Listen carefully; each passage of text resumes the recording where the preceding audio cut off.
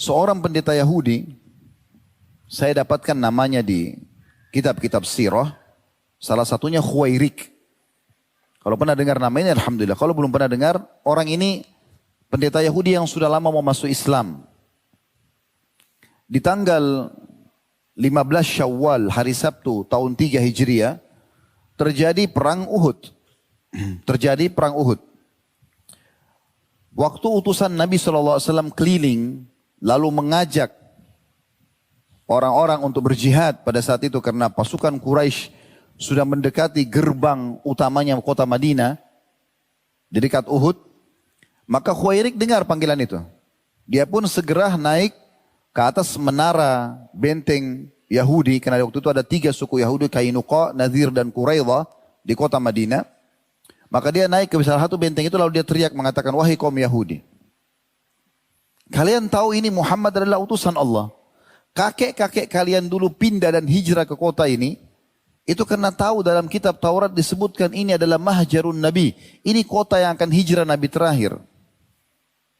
Kenapa kalian tidak mau beriman? Semua cirinya ke Nabi terakhir ada pada orang ini.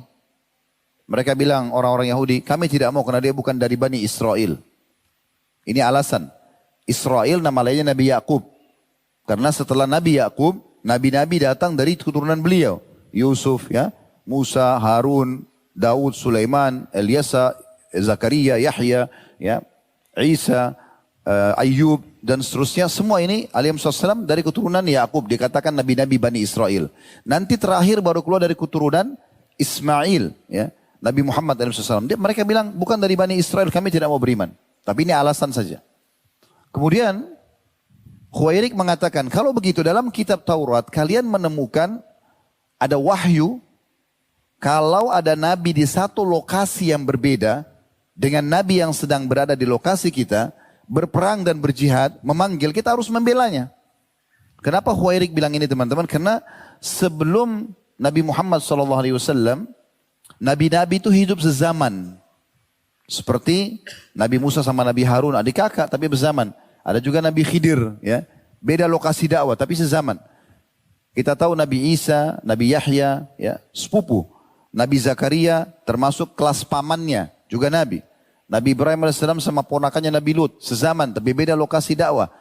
Jadi dalam kitab Taurat itu ada informasi, kalau ada Nabi lain di lokasi lain memanggil jihad, maka kita wajib membantunya. Tapi karena waktu itu hari Sabtu, orang-orang Yahudi bilang hari ini hari Sabtu. Hari kita muliakan, kita tidak mau berperang.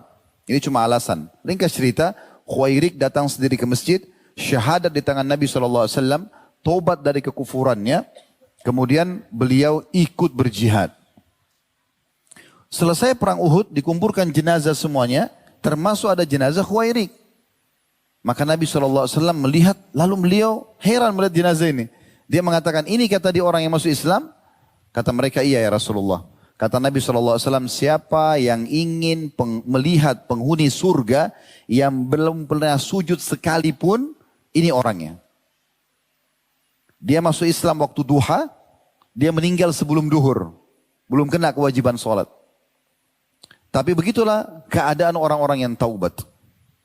Di saat dia taubat, nasuha kepada Allah Subhanahu Wa Taala. Mungkin antum juga sudah ketahui kisah 90 orang membunuh 99 jiwa. Dia taubat. Yang dilihat adalah akhir daripada perbuatan. Khawatimul amal. Atau amal-amal yang terakhir yang menutup hidup seseorang. Bahkan kita tahu orang itu husnul khatimah atau su'ul khatimah justru dari amal-amal di akhir hidupnya. Dalam beberapa riwayat kata Nabi SAW, kalau seseorang terbiasa dengan sebuah amal, Allah akan menutup hidupnya dengan itu. Jadi kalau mau tahu orang itu husnul khatimah atau su'ul khatimah, tidak usah tunggu dia kalau husnul khatimah itu senyum. Atau mengeluarkan bau wangi dari badannya. Bukan itu tolak ukurnya. Karena Hamzah radhiyallahu anhu di perang Uhud, hidungnya terpotong, dadanya terbelah, darah semuanya. Tapi beliau adalah sayyidus syuhada. Pimpinan para syuhada. Berapa banyak orang-orang yang meninggal dalam keadaan bersih wajahnya, tapi kafir. Bukan itu tolak ukurnya. Tapi amal-amal sebelum meninggal dunia.